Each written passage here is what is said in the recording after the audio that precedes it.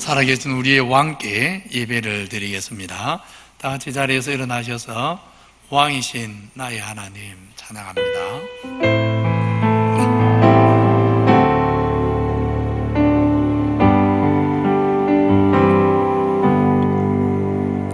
왕이신 나의 하나님,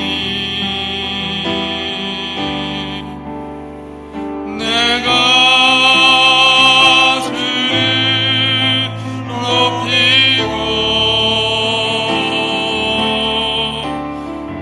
영원히 주의 이름을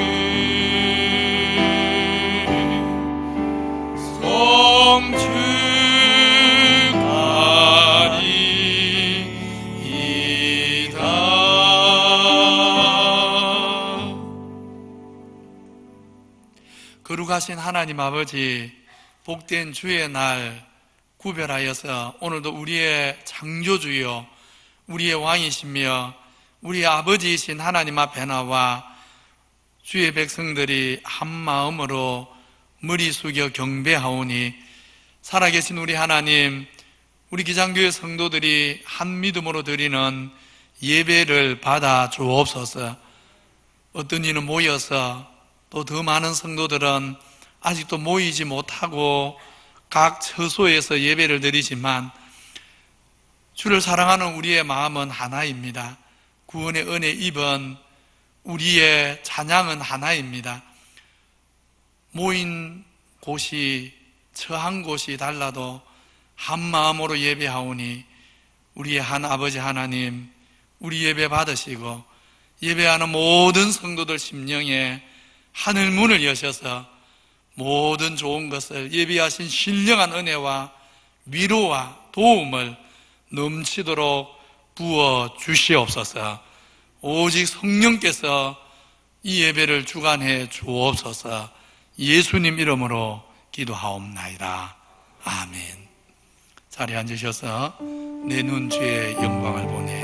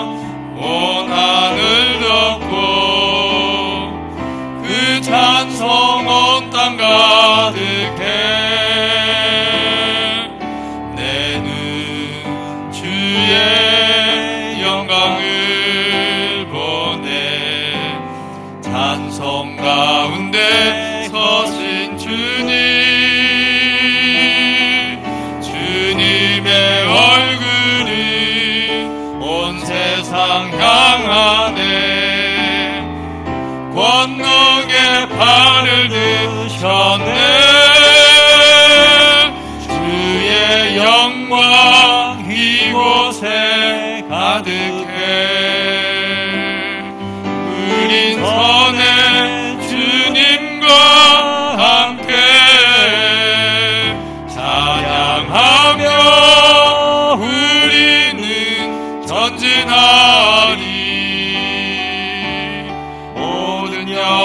영광 주볼 때까지. 전능하사 천지를 만드신 하나님 아버지를 내가 믿사오며 그 외아들 우리 주 예수 그리스도를 믿사오니 이는 성령으로 잉태하사 동정녀 마리아에게 나시고 본디오 빌라도에게 고난을 받으사 십자가에 못 박혀 죽으시고 장사한 지 4일 만에 죽은 자 가운데서 다시 살아나시며 하늘에 오르사 전능하신 하나님 우편에 앉아 계시다가 저리로서 산자와 죽은 자를 심판하러 오시리라. 성령을 믿사오며 거룩한 공회와 성도가 서로 교통하는 것과 죄를 사하여 주시는 것과 몸이 다시 사는 것과 영원히 사는 것을 믿사옵나이다. 아멘. 310장입니다.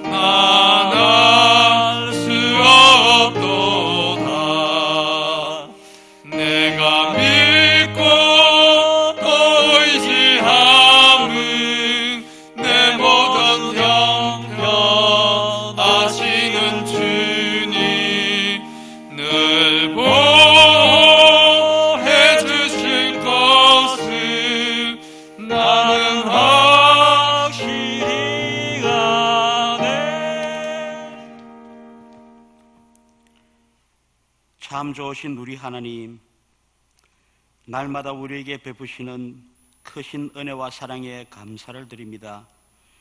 지난 주간에는 추석 명절을 보내면서 금년에도 함께 하시는 하나님의 손길을 느끼게 하여 주시니 감사합니다. 코로나 위기 속에서 살아가지만 변치 않는 사랑으로 우리의 나그네 인생길 위에 함께 하시고 분초마다 동행하여 주셔서 감사합니다. 미련한 저희들은 하나님의 뜻을 알 수도 없고 깨달을 수도 없지만 이 모든 상황을 주관하시는 분은 창조주 우리 하나님이심을 믿습니다.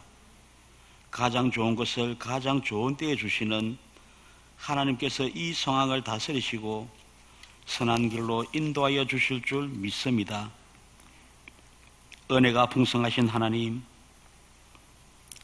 우리는 말로 다 형언할 수 없는 하나님의 크신 은혜로 사는 백성들이지만 완악하고 미련한 저희들은 하나님의 은혜를 은혜로 알지 못하고 세상의 일에 매여 살았습니다. 창조주 하나님을 잊어버리고 내가 주인 되어 살았습니다. 하나님의 말씀에 귀를 기울이기보다 내 생각에 옳은 대로 살았습니다. 저희의 완악함을 긍휼히 여겨 주옵소서. 우리의 죄가 주홍 같을지라도 눈과 같이 희어질 것이요 진홍같이 붉을지라도 양털같이 희게 되리라고 하신 하나님, 우리의 죄를 깨끗이 씻어 주옵소서. 이제는 세상의 그 어떤 것에도 미혹되지 않고 오직 주님만 바라보며 믿음의 길을 걸어가게 하옵소서.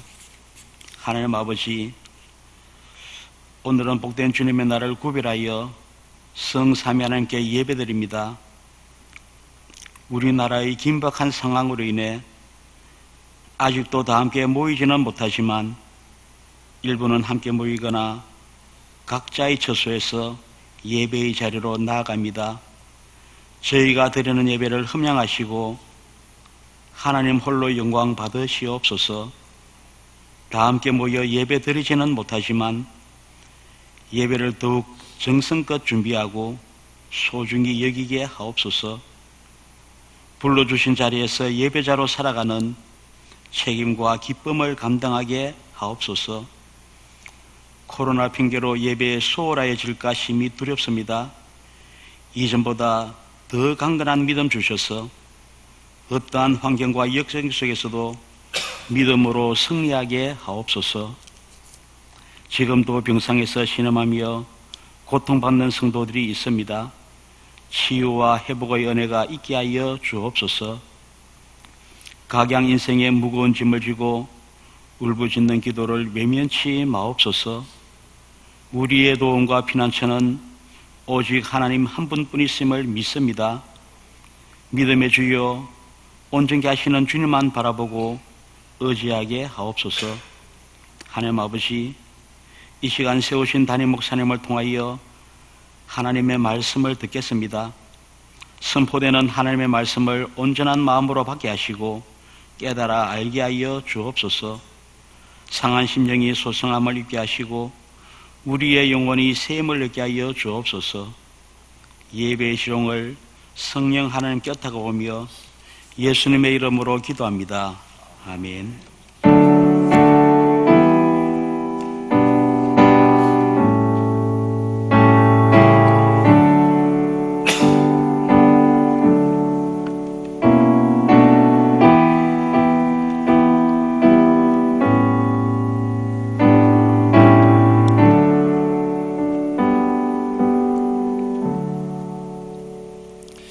하나님 말씀 사도행전 3장 9절로 16절입니다. 사도행전 3장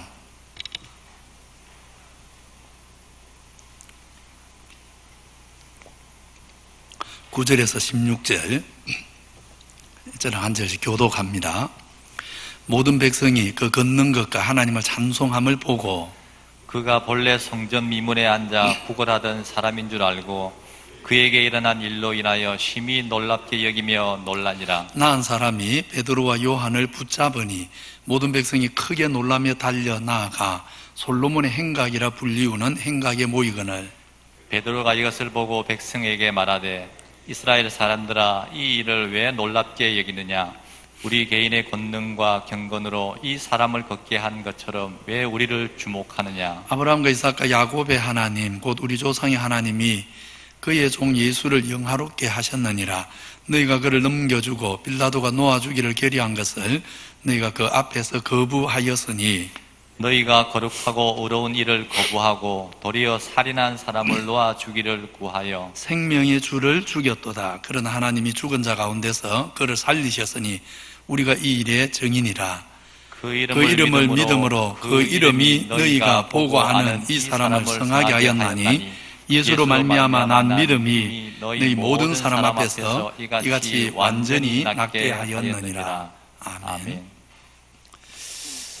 성경에는 사람들이 지극히 당연한 반응을 보이는데 천사나 또 선지자 혹은 사도들은 왜 그런 반응을 보이느냐고 되묻는 일들이 들어 있습니다. 멀리 볼 것 없이 사도행전 1장에 그런 비슷한 장면이 있었습니다. 주님이 하늘로 올라가십니다. 놀라움에 쳐다보지 않을 사람이 누가 있습니까?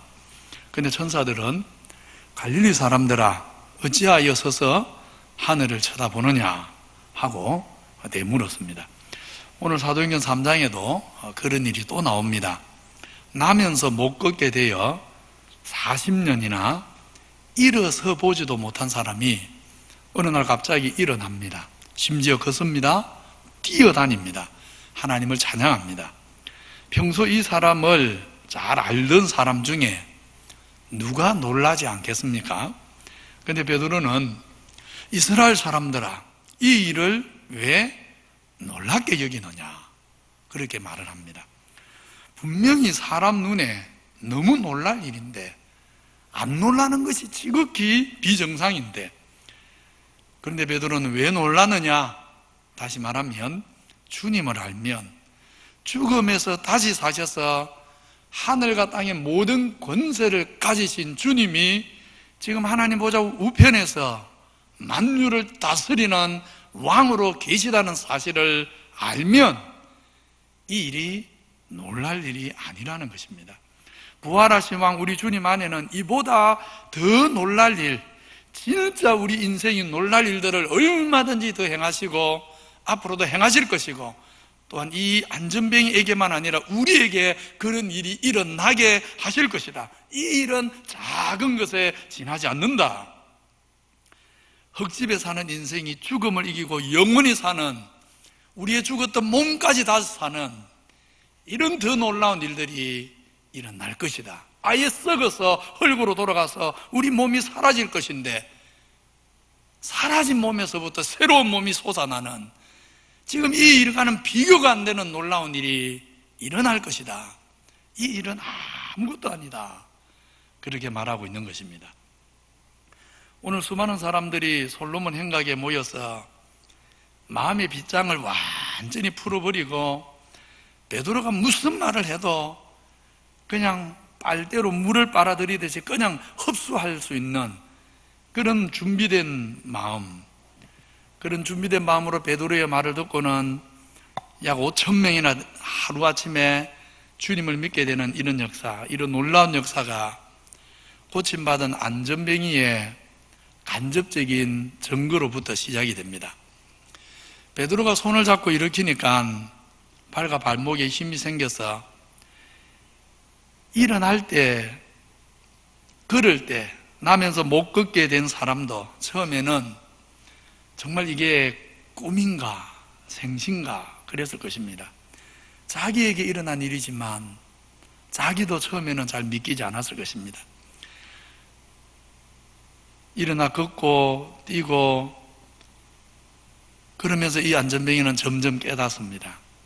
하나님께서 전날에는 나를 버렸다고 내가 그렇게 서운해했던 마음 아파했던 그 하나님께서 나를 사랑하셔서 나에게 큰 일을 행하셨구나. 이것을 깨닫는 것입니다. 하나님이 자기같이 비천한 인생도 사랑하셔서 놀라운 일 행한 줄 알았을 때 이 안전뱅이는 가족들을 찾아가거나 지인들을 찾아가서 자랑하는 것이 아니라 성전 안으로 먼저 달려가면서 자기에게 놀라운 일을 행하신 하나님을 찬송했습니다. 40년을 앉아만 있던 사람이 일어나서 뛰어다니니 평소 성전을 출입하며 그를 보았던 모든 사람이 심히 놀라고 또 놀랐다 그랬는데 흥분했다 그런 말입니다. 이제 마치 나에게 그런 일이 일어난 것처럼 흥분이 되기 시작하는 것입니다. 저들은 정확하게 어찌된 영문인지 모르지만 뭔가 놀라운 일이 일어났음을 인해 흥분하고 있는 것입니다. 말하자면 성령님이 무리들로 하여금 베드로가 전하는 복음을 듣게 하기 위해서 저들의 마음속에 흥분을 일으키신 것입니다. 그렇게 수많은 무리가 흥분하면서 주목할 때 나면서 못 걷게 되었다가 고침받은 사람은 순간 우쭐해져 가지고 자기가 말은 안 했지만 평소 마음속에 굳은 믿음을 가지고 하나님께 많이 기도했더니 하나님이 나에게 큰 일을 행해 주셨다고 그렇게 은근히 자랑할 수도 있겠지만, 그러나 이 사람은 전혀 그러지 않습니다. 11절에 이렇게 이야기합니다. 나은 사람이 베드로와 요한을 붙잡으니.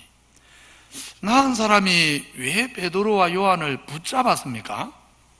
우리 성경이 붙잡았다 그래가지고 그 의미가 조금 우리가 그냥 읽어서 그 의미가 쏙 안 들어오는데, 사실은 붙잡았다라고 하기보다는 안았다, 베드로와 요한을 가서 껴안았다, 그렇게 번역하는 게 맞습니다. 아는 것입니다.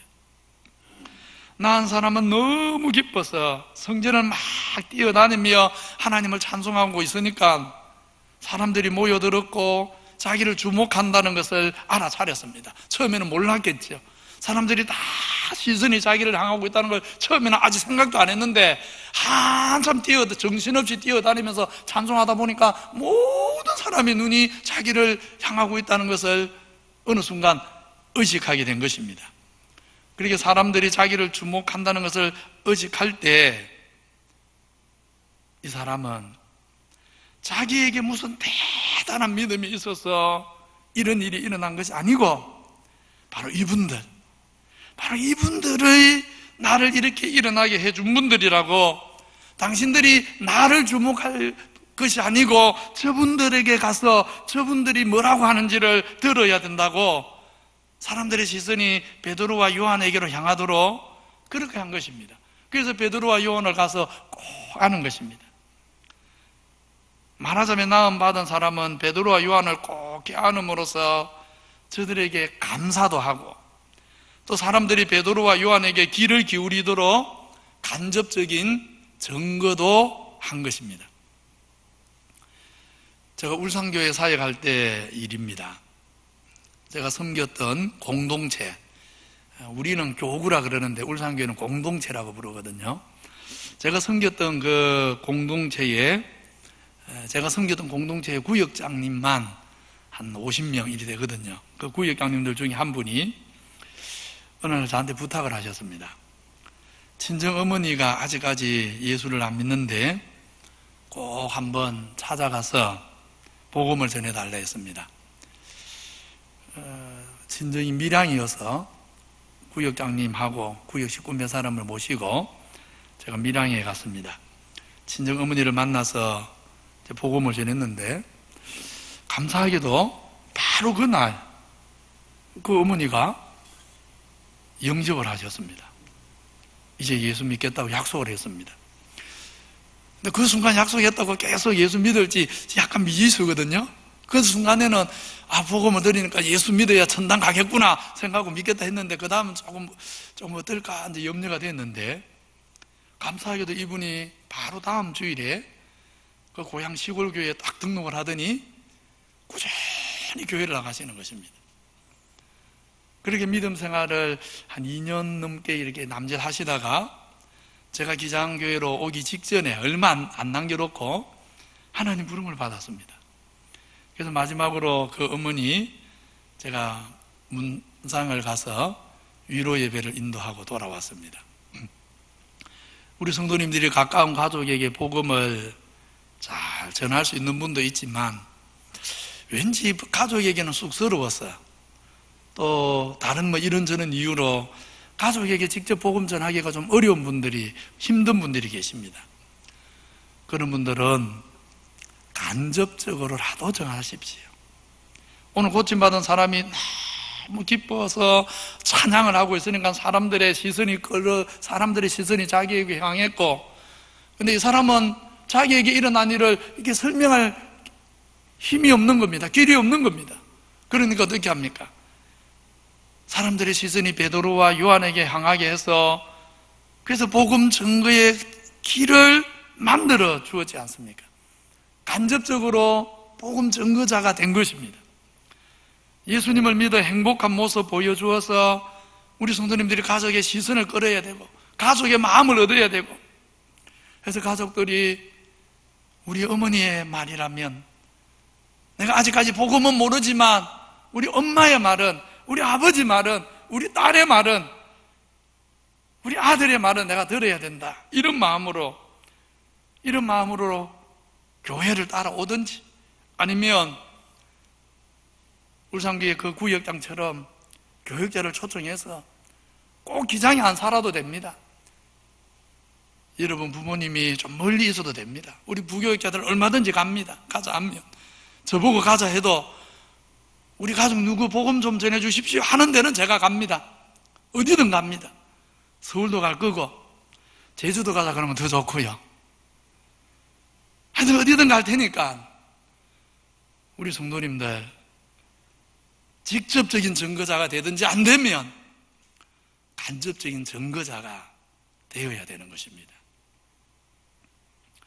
이렇게 해서 사람들의 시선이 베드로와 요한에게 향합니다. 처음에는 그 안전병에게 향하던 모든 시선이 이제는 베드로와 요한에게 향하는 것입니다. 그때 베드로가 뭐라 합니까? 같이 읽겠습니다. 시작. 이스라엘 사람들아, 이 일을 왜 놀랍게 여기느냐? 우리 개인의 권능과 경건으로 이 사람을 걷게 한 것처럼 왜 우리를 주목하느냐? 사람은 누구나 내가 하는 일이 혹은 내가 행한 일이 대단하다고 막 칭찬해주고 바라봐주면 기분이 좋은 법입니다. 우리를 한번 보고 싶어서 사람들이 막 몰려오면 막 가슴이 뛰고 흥분되지 않겠습니까? 아, 저분이 그런 분이다 이러면서 쫓아오면 얼마나 가슴이 뛰겠습니까? 아무도 알아봐주는 사람이 없고 봐주는 사람이 없고 명절이 돼도 찾아와주는 사람이 없고, 그러면요 우울해지고 내가 세상을 허살았나, 세상 살 맛도 잃게 되고 그러는 것 아닙니까? 그래서 어떤 사람은 다른 사람들의 그 이목을 끌고 싶어가지고 전혀 엉뚱한 일까지 하는 경우조차 생기지 않습니까? 누구나 사람은 박수 쳐주고 칭찬해주고 주목해주고 대단하다고 그렇게 말해주기를 바라고 또 그렇게 해주면 좋아하는 것입니다. 오늘 베드로와 요한은 사람들이 그렇게 얻고 싶은, 그렇게 받고 싶은 인정, 칭찬, 박수 한 몸에 받고 있습니다. 자기들이 소리쳐서 모여보라고, 내가 할 말이 좀 있다고 그래가지고 모은 게 아닙니다. 고침받은 사람이 대신 선전을 해주어가지고 그렇게 모였습니다. 게다가 베드로가 손을 잡고 일으키니까 나면서 못 걷게 된 사람이 일어난 것도 지어낸 말도 아니고 엄연한 사실입니다. 그러니 자기는 그러고 싶지 않은데 무리들이 걱정스러워서 어쩔 수 없는 척 하면서, 맞습니다, 우리가 그런 일을 행한 사람들입니다. 알고 보면 우리가 좀 난 사람입니다. 그럴 수 있지 않겠습니까? 아무도 40년 동안 나면서 못 걷게 된 이 사람 근본 문제를 해결해 주지 못했는데 우리가 나서니까 해결이 되었습니다.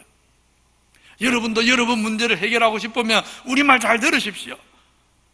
그렇게 좀 생색을 좀 낼 법도 하지 않습니까? 은근히 자랑할 법하지 않습니까? 그런데 베드로가 어떻게 합니까? 이렇게 말합니다. 우리 개인의 권능과 경건으로 이 사람을 걷게 한 것처럼, 우리가 한 것처럼 왜 우리를 주목합니까? 우리가 한 게 아닌데, 우리 때문에 일어난 일이 아닌데 왜 우리를 주목합니까? 베드로의 말을 다시 잘 들어보십시오.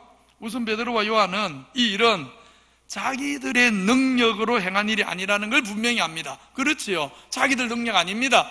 부활하신 예수의 권능이 했지요. 그건 확실한 사실입니다. 그런데 우리 권능이 아니라는 데서 멈추지 않습니다. 베드로와 요한이 한 걸음 더 나아가지요. 우리 권능으로 행한 것이 아닐 뿐 아니라 우리가 특별히 경건함으로 일어난 일도 아니다. 우리 경건 때문에 일어난 일도 아니라고 합니다. 오늘날 만약에 우리 한국 교회 중에 누군가가 기도해가지고 벌떡 일어나면 뭐라고 하겠습니까? 내가 기도하니까 됐다고, 내 기도가 대단한 것이라고, 역시 내 기도라고 이러지 않겠습니까? 근데 베드로는 그렇게 말 안 합니다. 내가 기도를 많이 해서 된 일이 아니라고, 내가 경건해서 된 일이 아니라고, 자기들의 능력으로 행한 일이 아닐 뿐 아니라 주님이 하신 일일 뿐 아니라 자기들이 경건해서 된 일도 아니라 하는 것입니다. 사실요, 베드로와 요한이 주님의 능력으로 행했기 때문에 우리 힘으로, 우리 권능으로 된 게 아니다, 이건 부정하면서 그 다음 은근히 자기들의 이름을 주님 이름 옆에 슬쩍 올릴 수 있습니다. 그렇지 않습니까? 우리 힘으로 된 것은 아니지만 그래도 주님이 우리를 통해 이 일을 하신 데는 이유가 있는 거라고. 그럴 법하지 않겠습니까? 왜 주님이 우리를 통해 이 일을 했겠느냐고. 그 정도는 말할 수 있지 않겠습니까? 그래서 주님 이름을 앞세우는 척 하면서 그 위에 살짝 자기들 이름 살짝 덧입힐 수 있는 겁니다. 얼마든지 그럴 수 있지. 그렇지만 베드로와 요한은 자기들의 권능으로 한 일이 아닐 뿐 아니라 이 일이 일어난 것은 우리가 특별히 경건하기 때문도 아니다, 우리의 기도가 대단해서가 아니다, 자기들의 경건함 때문에 주님이 쓰신 것이 아니라고, 그것마저 확실하게 부인하는 것입니다. 우리 성도님들, 특별히 주의 일 앞서서 행하는 성도님들, 우리에게는 언제나 유혹이 있습니다. 사람들에게 은근히 칭찬 듣고 자기를 드러내고 싶은 유혹이 도사리고 있습니다. 그때마다 오늘 이 베드로의 고백을 정말 기억해야 합니다. 특별히 앞장서 일하는 목사가 제일 주의해야 되고, 우리 장로님들, 그리고 우리 부장 집사님들, 정말 앞서 일하는 우리 모든 성도님들 정말 주의해야 됩니다. 왜 우리를 주목하느냐? 평생 잊어서는 안 됩니다. 왜 우리를 주목하느냐? 우리가 땅에서 사람에게 칭찬을 다 들으면 마지막 하나님 앞에 설 때는 하나님께 갚음 받아요. 상이 없지 않겠습니까? 그래서 우리 교회는 재직계 부서의 부장을 2년으로만 합니다. 한정을 지킵니다. 꼭 필요한 경우에 한 번 더 할 수 있게 합니다. 4년까지만 하게 합니다. 4년 이상은 못하게 합니다. 사람이 약하다 보니까 한 부서의 부서장으로 오래 있다 보면 내가 이 부서 그래도 이렇게 만들었다고 이렇게 되거든요. 거기서 막 힘을 쓰려고 하거든요. 그래서 우리는 무익한 종으로 쓰임받은 것에 감사해야 할 뿐입니다. 주 안에서 우리는 그저 하나님의 은혜와 복이 흘러가게 하는 통로일 뿐이지, 우리 자신이 어떤 복의 권한이 아니라는 것을 알아야 합니다. 그래서 옛날에는 창세기 12장의 아브라함에 대해서 번역을 너는 복의 근원이 될지라 이랬는데, 요즘은 번역을 그리 안 하지요. 너는 복이 될지라 그랬습니다. 복의 근원을 사람에게 붙이는 게 엄밀히 말하면 안 맞거든요. 복의 근원은 누굽니까? 하나님 분입니다. 인생이 복의 근원 될 수 없습니다. 하나님의 복을 흘러가게 하는 통로일 뿐이지 근원이 될 수 없습니다. 하나님이 은혜와 복을 세상에 흘러보내도록 정말 모든 것을 하나님이 주셨습니다. 이웃을 섬길 수 있는 힘도, 자원도, 섬기고자 하는 마음도, 섬길 수 있는 기회와 환경까지도 다 하나님이 주신 것입니다. 우리는 겸손한 청지기의 마음으로 우리에게 주신 것 감사하면서 하나님이 우리에게 주신 은혜와 복을 세상에 흘러 보내야 하는 것입니다. 오늘 베드로와 요한은 정말 잘 알았습니다. 잘 알았습니다. 자신들은 하나님의 은총이 흘러가게 하는 통로일 뿐이라는 것을. 그래서 베드로와 요한은 기회가 주어지는 대로 우리 구주의 영광과 이름, 은혜를 증거하는 표지판 역할을 하고 있는 것입니다. 요즘은 내비게이션이 있어서 어디를 찾아가도 도로에 있는 표지판 거의 안 보지요. 그렇지만 내비게이션이 없던 시대는 어떻습니까? 표지판이 정말 중요합니다. 특히 안 가본 곳으로 갈 때는. 표지판의 역할이 뭡니까? 사람들이 표지판 앞에 서서 표지판이 아름답다고 감상하고 한호하고 발걸음을 멈추게 하고, 와, 표지판 너무 잘 만들었다면서 예술품이라면서 그 앞에서 사진 찍고 그렇게 하게 하는 게 표지판입니까? 아니지요. 표지판은 그런 거 아닙니다. 표지판은 한눈에 뭘 보여주는 게, 잘 보여주는 게 목적입니까? 표지판을 돋보이게 하는 게 목적이 아니고 목적지를 한눈에 알아보게 해주는 거, 그게 표지판의 목적입니다. 그래서 사람들이 표지판을 한 번만 딱 봐도 알고 바로 목적지를 향해 떠나게 하는 거, 표지판 앞에 머물게 하는 게 아니라 빨리 표지판을 떠나서 목적지를 향해 가게 하는 거, 그게 표지판입니다. 우리가 주님 앞에 바로 그런 표지판인 것입니다. 성도는 표지판으로 살아야 합니다. 우리의 삶이 예수 그리스도를 가리키는 표지판 되어야 되고, 우리의 말과 행실과 생각이 그리스도가 누구인지 표지판인 것입니다.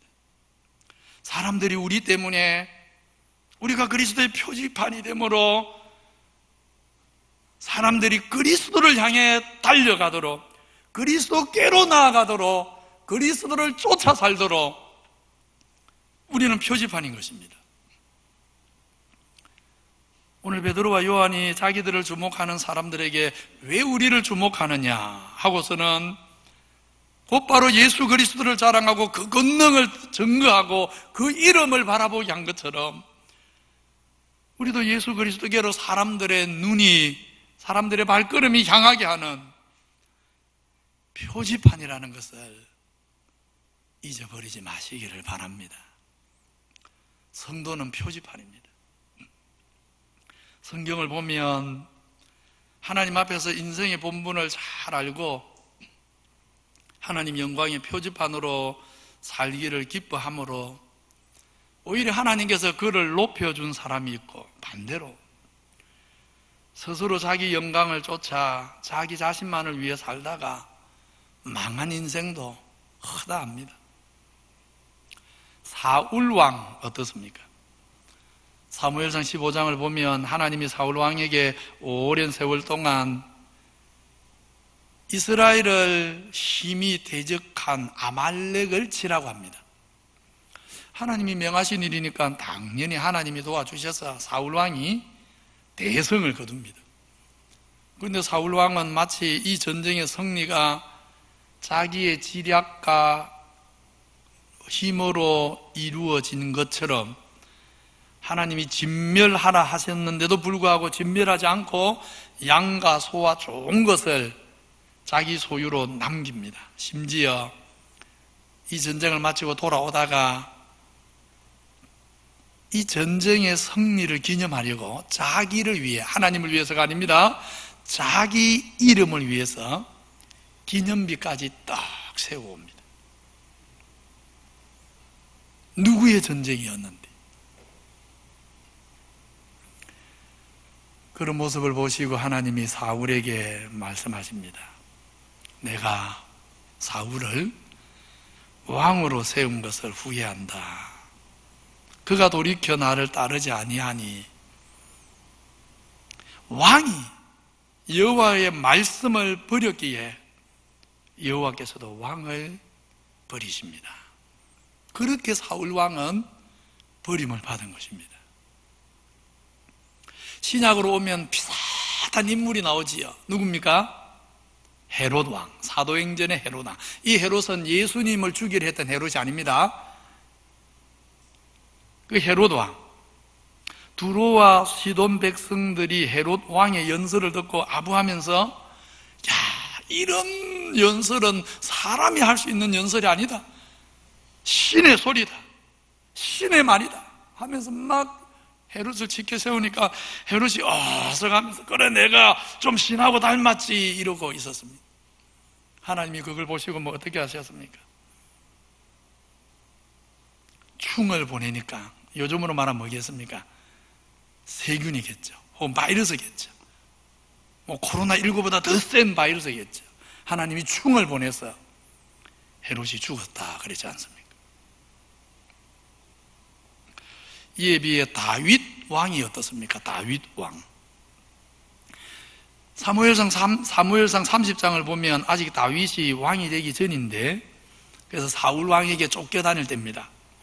이번에도 아말렉과의 싸움인데, 어느 날 다윗과 용사들이 전쟁에 나가고 부녀와 아이들만 짐승들을 지키고 있습니다. 이 아말렉 족속이 쳐들어와 가지고는 모든 것을, 사람까지, 양, 소, 염소는 물론이고 사람까지 다 싸잡아 약탈해 가버립니다. 그 사실을 알고 낙담하고 있는데 하나님께서 다윗에게 힘을 주셔서 쫓아가라, 쫓아가면 도로 찾게 해주겠다 하십니다. 그래서 다윗과 다윗과 함께한 용사들이 힘을 내서 쫓아가는데 생각보다 그들이 멀리 가버렸습니다. 그래서 쫓아가는 중간에 지쳐가지고 일부 용사들이 처집니다. 더 이상 같이 갈 수 없는 형편이 됩니다. 그래서 일부가 남고 또 일부는 다윗과 함께 끝까지 추격해 가서 결국 모든 것을 되찾습니다. 되찾을 뿐만 아니라 아말렉이 가지고 있던 것까지 다 전리품으로 획득을 합니다. 그런데 승리하고 돌아오는 길에 문제가 생깁니다.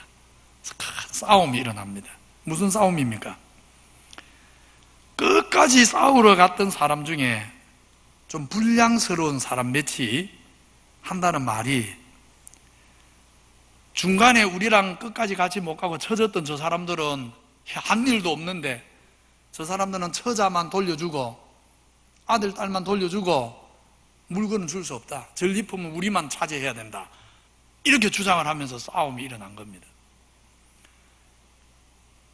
그때 다윗이 뭐라고 합니까? 이런 말로 상황을 깨끗이 종료시키지요.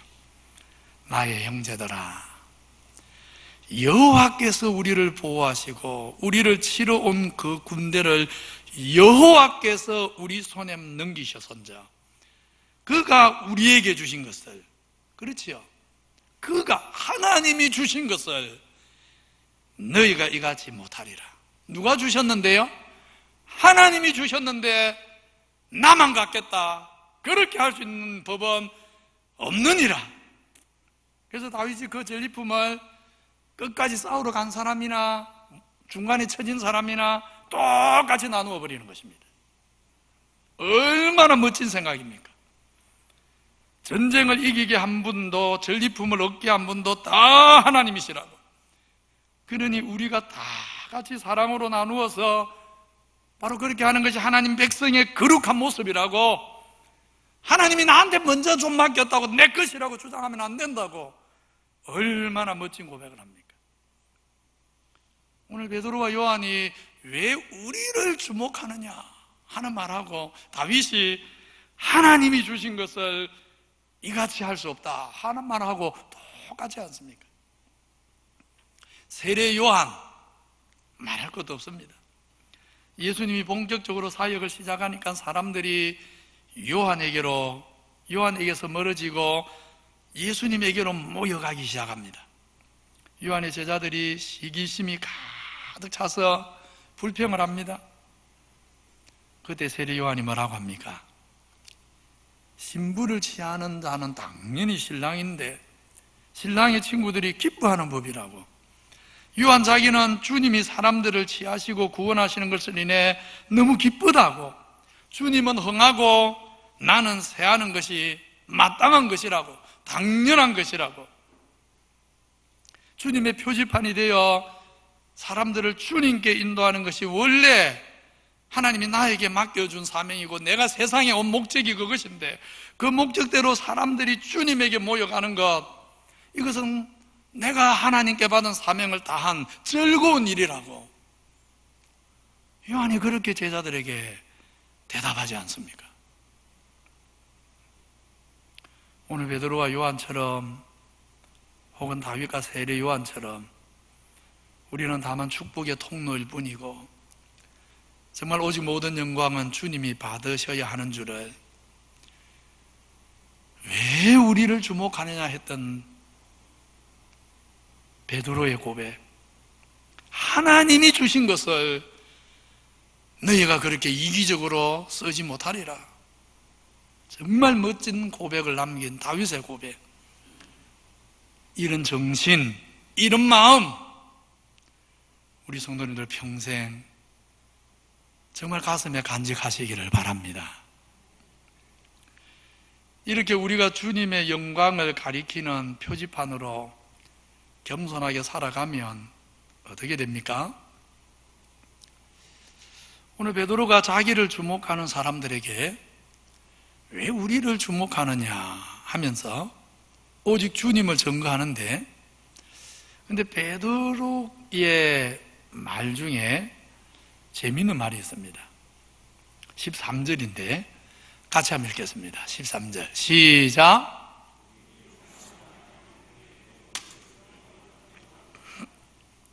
자, 베드로가 뭘 하는지 보십시오.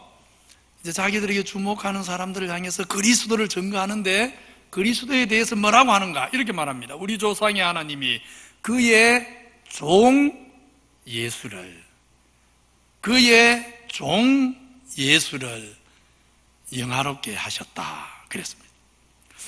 우리 성도님들, 이 말이 좀 자연스럽습니까? 조금 낯섭니까? 예수님을 가리켜서 그의 종, 사도나 우리를 가리켜서 하나님의 종, 그러면 낯설지 않지요.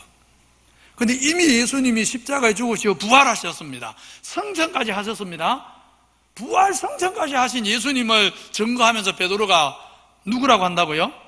그의 종 예수를 영화롭게 했다. 뭔가 좀 이상하지 않습니까? 일반적으로는 부활하신 예수님을 증거할 때 사도들이 누구라고 증거합니까?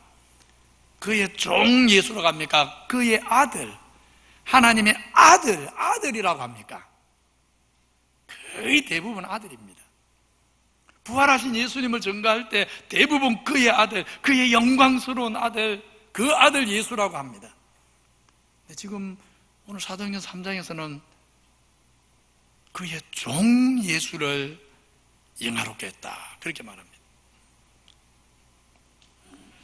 무슨 말이냐 하면요, 오늘 베드로는 사람들이 자기를 주목하고 우러러보고 박수 치려고 할 때 자기를 드러내는 게 아니라 오직 예수님만을 가리키는데, 사람들이 예수님을 바라보게 하는데, 사실 베드로가 이런 자세를,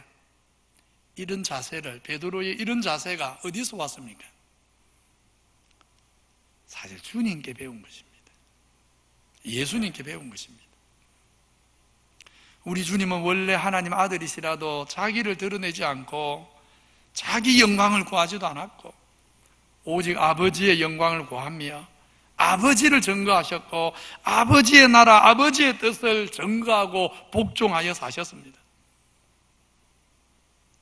나는 내 영광을 구하지 아니하니 구하고 판단하시는 이는 따로 계시니라. 사도행전 3장에서 오늘 베드로가 설교를 하고 있는데요, 어디에서 합니까? 솔로몬의 행각이라고 불리는 행각이다, 이렇게 되어 있죠. 솔로몬 행각입니다. 솔로몬 행각에서 우리 성도님들 생각에 우리나라 그 팔각 그 행각 있죠, 그런 거 생각하면 안 됩니다. 그것처럼 작은 게 아니고 길게 그 문을 따라서 예루살렘 성벽을 따라서 아주 길게 큰 행각입니다. 많은 사람, 그래서 몇천 명이나 모였어요. 믿게 된 사람만 5천 명이 모였잖아요. 그래서 행각이 작은 게 아닙니다. 이게 여하튼 솔로몬의 행각이라 불리는 그 행각에서 베드로가 설교를 하는데요, 바로 이 행각이, 이 똑같은 솔로몬의 행각이 요한복음에 나옵니다. 요한복음에 나오는데 거기서도 누군가가 이 솔로몬 행각, 베드로가 지금 설교하는 이 솔로몬 행각에서 요한복음에 보면 누가 거기 서서 설교를 합니다. 누굴까요? 바로 우리 주님입니다.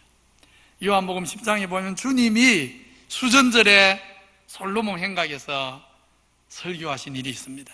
그 설교가 요한복음 10장에 기록되어 있는데 그 중에 일부만 보면 이렇습니다. 주님이 이렇게 설교하셨습니다. 솔로몬 행각에서 내 양은 내 음성을 들으며 나를 따르느니라. 그들에게 내가 영생을 주는데 영원히 빼앗기지 멸망하지 않을 것이다. 그들을 주신 내 아버지는, 자 보십시오, 주님이 자기 양들에게 영생을 주는데 이 양들을 누가 주었다고 합니까?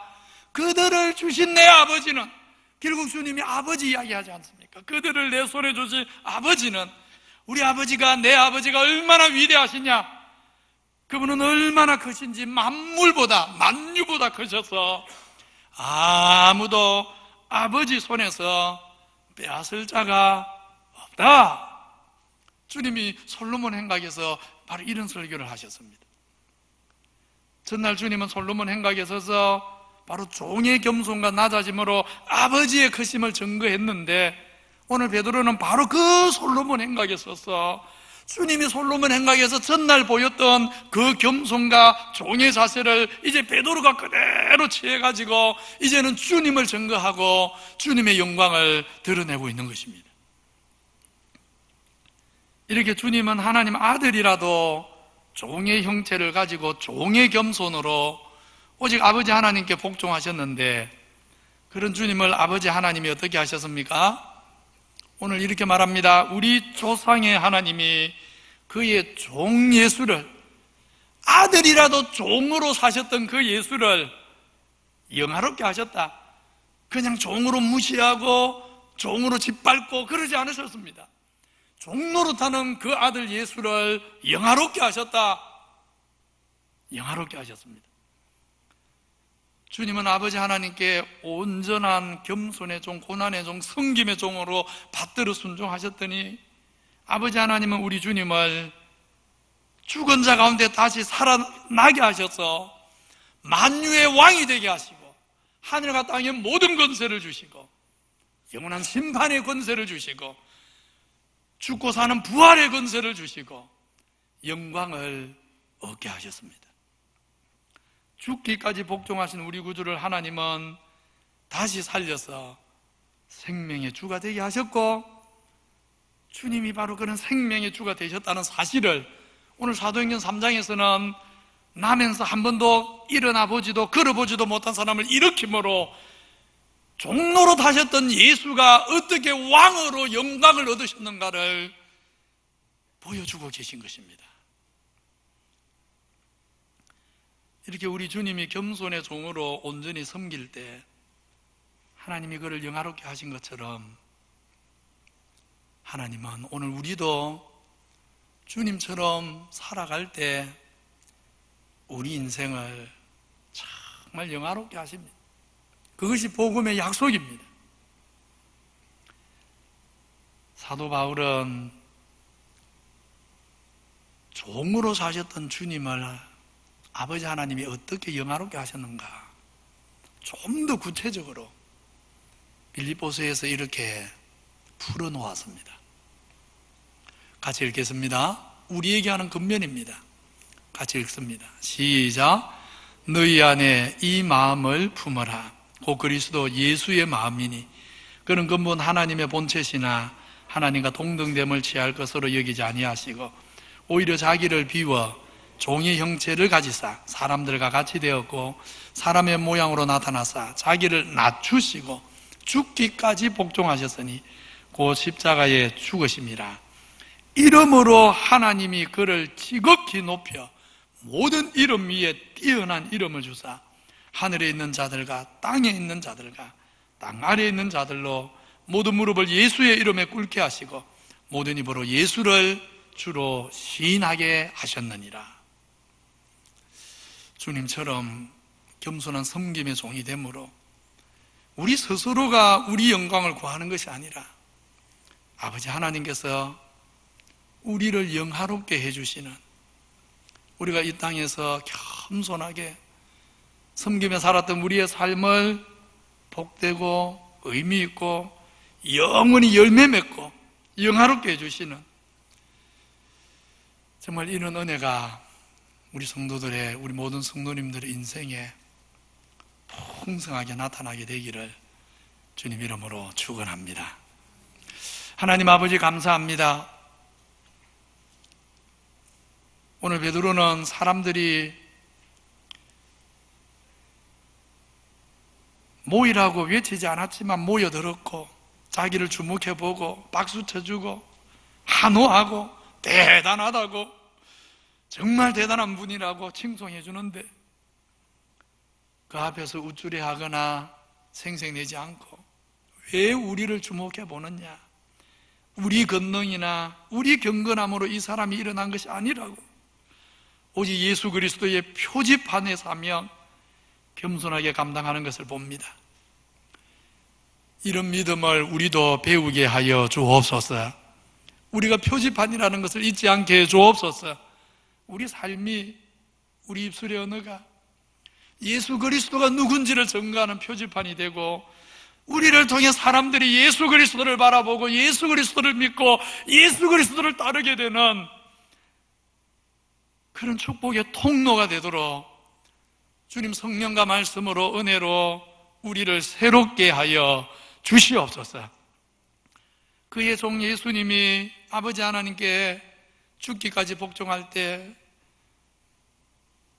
우리 아버지 하나님이 종 예수를 영화롭게 하신 것처럼 우리가 겸손히 정말 종노릇하며 섬기며 살아갈 때 하나님이 우리 모두의 인생을 이끌어 주시고 다스려 주시고 복되게 하시고 책임지시고 영화롭게 하시는 놀라운 은혜를 모든 성도가 받아 누리게 하여 주시옵소서. 예수님 이름으로 기도하옵나이다. 아멘. 331장입니다.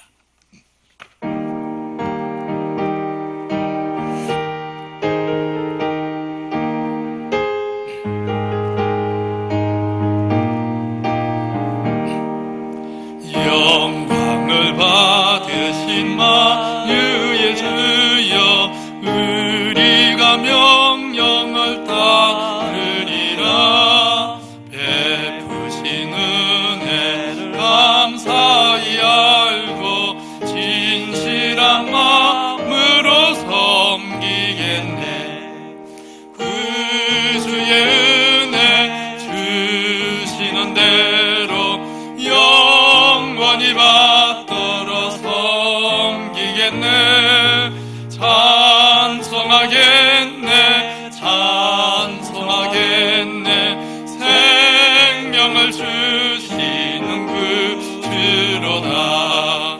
그 주를 높이고 잘 공경하여 온유한 마음으로 섬기리라.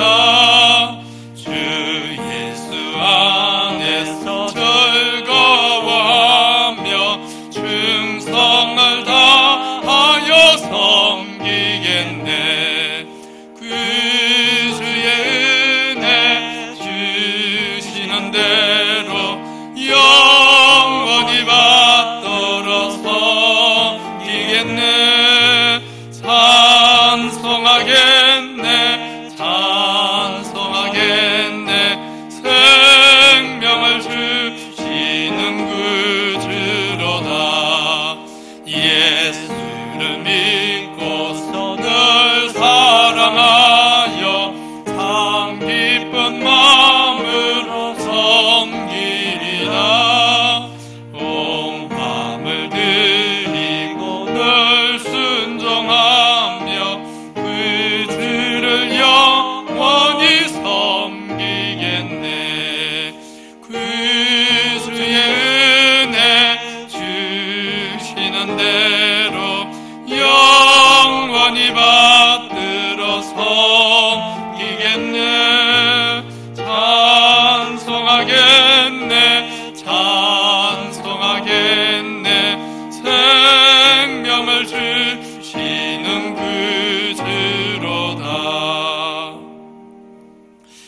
아버지 감사합니다. 부족하고 연약한 저들 사랑하셔서 주의 백성 삼아주셔서 감사합니다.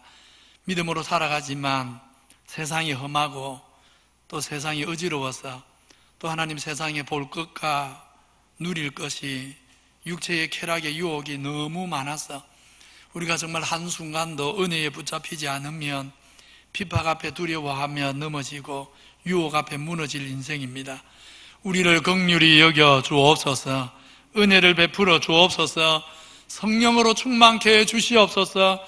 날마다 하나님 마음에 아버지 정말 우리가 있어서 하나님의 마음을 알게 하시고 하나님 사랑을 알게 하시고, 그래서 때로 우리가 약해서 어긋난 길로 가려 하다가도 우리를 사랑하시는 아버지의 사랑 때문에, 아버지의 은혜 때문에 다시 의의 길, 생명의 길로 돌이킬 수 있도록 주님 우리 모든 성도들의 발걸음을 주장하여 주시옵소서. 거룩하신 하나님, 은혜로 사는 백성들이 지난 한 주간에 받은 은혜 감사하고 오늘까지 받은 은혜, 주신 은혜 감사하면서 열의 하나를 구별하여 드립니다. 받아 주옵소서. 선교 구제 장학 사업을 위해서도 드립니다. 연락하여 주옵소서. 하나님 주의 백성들을 돌보아 주옵소서. 아버지 하나님, 정말 어려운 때를 만나서 하나님 취업 문제로 인해 하나님의 도움을 구하는 우리 성도들이 있습니다. 또 우리 청년들이 있습니다. 불쌍히 여겨 주옵소서. 취업의 문들, 인생의 문들 열리게 해 주시옵소서. 일할 수 있는 의욕을 주시옵소서. 성실하고 정직하게 일할 수 있는 힘을 주시옵소서. 일한 대로 수고의 열매가 있도록 우리 삶의 현장에 역사하여 주시옵소서. 하나님, 우리 성도들 중에 많이 받은 사람은 그것 때문에 교만하거나 넘어지지 않게 해 주옵소서. 다윗의 고백처럼 하나님이 주신 것을 내 마음대로 할 수 없다고 평생 이런 믿음으로 살게 해 주옵소서. 우리 중에 혹 가난하고 어려운 성도 있다면 하나님 또 불쌍히 여겨 주옵소서. 그것 때문에 낙심하지 않고 하나님, 세상에서는 가난하고 가진 것이 적을지라도 예수 그리스도를 가졌고 천국을 가졌고 성령을 소유했고 하나님의 자녀된 것 때문에 부유한 마음, 부유한 영혼으로 담대하게 기뻐하며 찬송하며 살아갈 수 있게 하여 주시옵소서. 주신 자도 여호와시여 취하신 자도 여호와시라. 하나님 앞에 청지기 정신을 가지고 살아갈 때 영육간의 때를 따라 도우시는 하나님의 권능을 경험하며 살아가도록 하나님, 우리 모든 성도들을 주여 은혜의 장중에 붙잡아 주시옵소서. 이번 한 주간과 남은 우리 인생의 날에도 우리 하나님 아버지 은혜로 우리의 걸음을 인도해 주시옵소서. 구주 예수 그리스도 이름으로 기도하옵나이다. 우리를 위해 십자가에 죽으셨지만 하나님이 그를 다시 살려 생명의 주가 되시고 영화롭게 되신 우리 구주 예수 그리스도의 은혜와 끊임없이 넘어지고 자빠지고 실수해도 변함없는 사랑으로 우리를 끝까지 사랑하시는 우리 하나님 아버지의 사랑과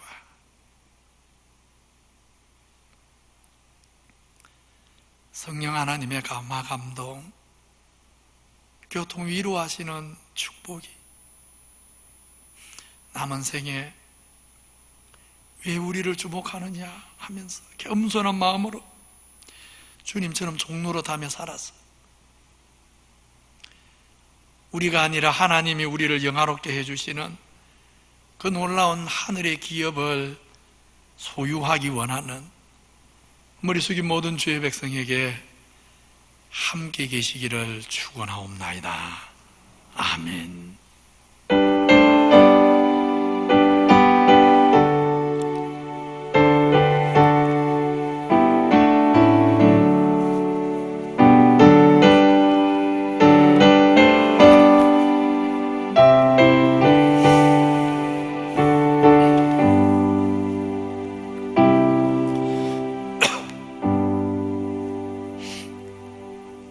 예배를 마칩니다. 앞뒤적으로 인사합시다. 왜 나를 주목합니까?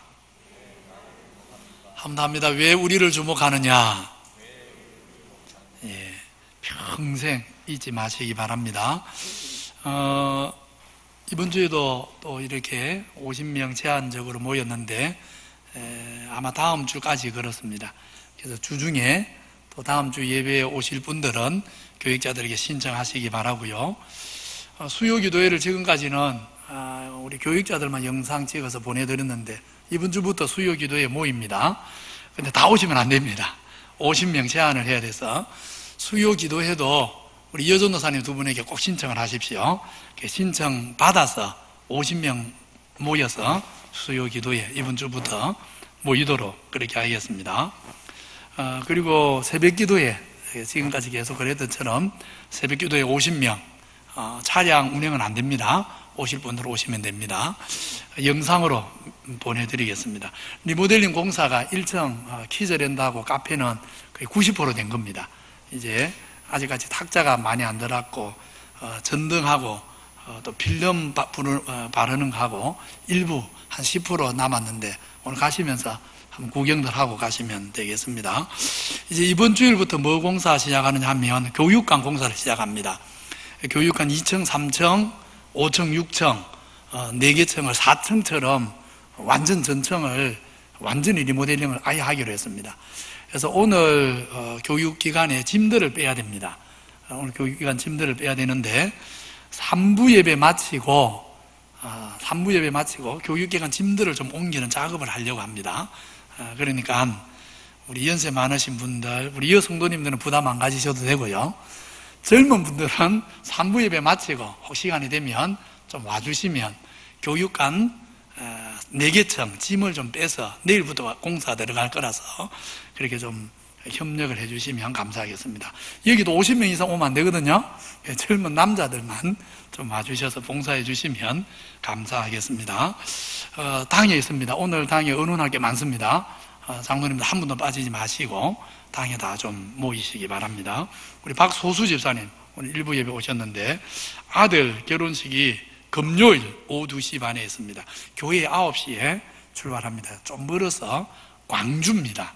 그래서 우리 교역자들하고 일부라도 좀 축하하러 다녀오도록 그렇게 하겠습니다.